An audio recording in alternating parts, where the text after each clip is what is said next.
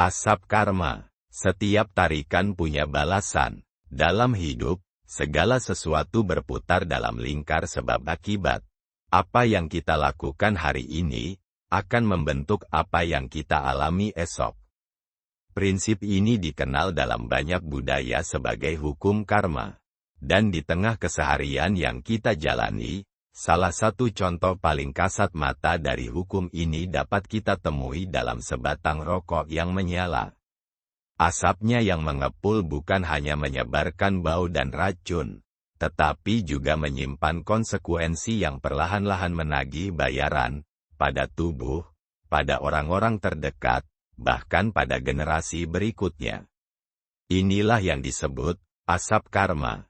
Ketika seseorang menyalakan rokok dan mengisapnya, mungkin yang terasa hanya sensasi tenang sesaat. Namun yang tidak terlihat adalah proses perusakan yang dimulai seketika. Paru-paru yang perlahan dilapisi tar, jantung yang bekerja lebih keras karena nikotin, pembuluh darah yang menyempit karena karbon monoksida.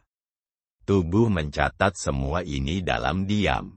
Satu tarikan hari ini mungkin belum terasa efeknya, tapi akumulasi dari ribuan tarikan adalah jalan panjang menuju kanker, serangan jantung, stroke, dan penyakit paru kronis. Ini adalah karma dalam bentuk biologis, balasan dari pilihan-pilihan yang kita ambil terhadap tubuh kita sendiri. Namun karma dari rokok tidak berhenti di tubuh si perokok. Asap yang mereka hembuskan masuk ke paru-paru orang lain, anak-anak, istri, teman kerja, bahkan orang asing di ruang publik. Mereka yang tidak merokok pun ikut menanggung akibat dari tindakan orang lain.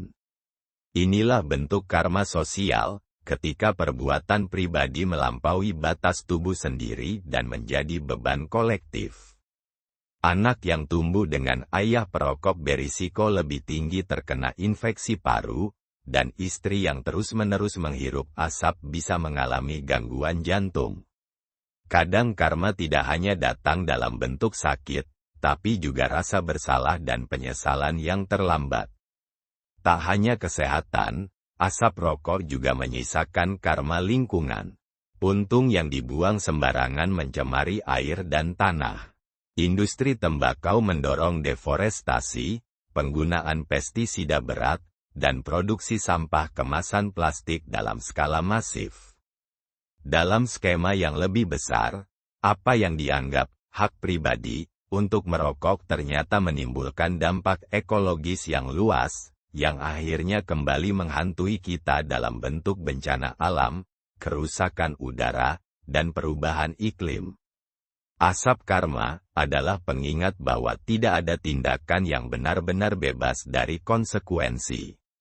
Satu tarikan rokok mungkin terasa ringan, tapi dampaknya tidak sepadan. Ia menjalar, menempel, dan kembali. Dalam bentuk penyakit, dalam bentuk kehilangan orang tersayang, dalam bentuk beban negara atas biaya kesehatan yang meningkat. Semua akan kembali, karena begitulah hukum sebab akibat bekerja.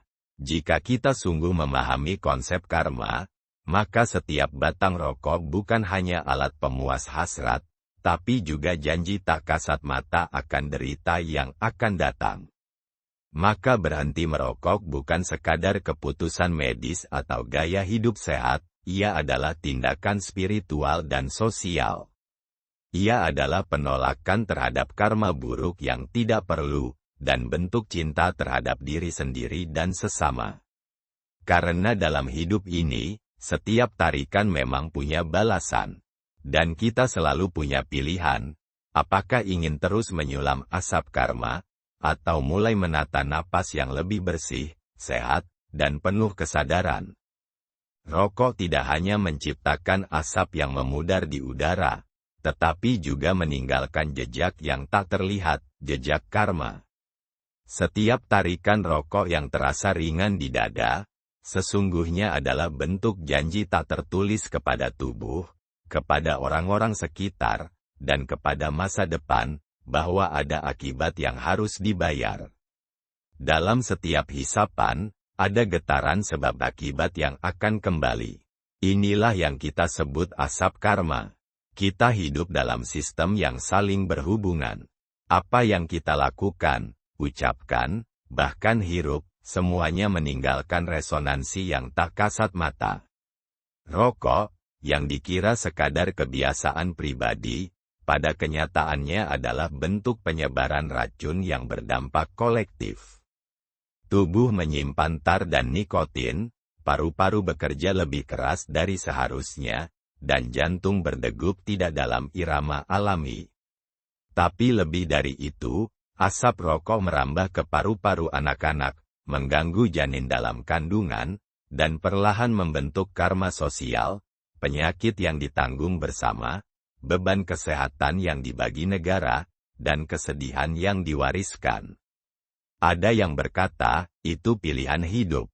Tapi karma tidak menegosiasikan pilihan, ia mencatat sebab dan merumuskan akibat, tanpa pandang apakah niatnya baik atau tidak. Ketika seseorang memilih untuk merokok di dekat orang lain, ia tak sekadar membakar tembakau, melainkan menyalakan satu siklus sebab akibat yang akan berjalan jauh, dari batuk anak tetangga, paru-paru ayah sendiri, hingga biaya rumah sakit yang menumpuk di kemudian hari. Asap memang cepat menghilang di udara, namun karma yang ditinggalkannya justru menetap. Mungkin tidak hari ini, mungkin tidak esok, tapi pasti, tubuh akan mengingat, sel akan menanggung, dan kehidupan akan menagih kembali. Maka, berhentilah sejenak sebelum menyalakan batang rokok berikutnya. Bukan hanya demi paru-parumu, tapi demi semua jejak tak terlihat yang mungkin akan kamu tinggalkan. Karena di dalam setiap tarikan, ada balasan. Dan di balik setiap asap, ada karma yang sedang berjalan.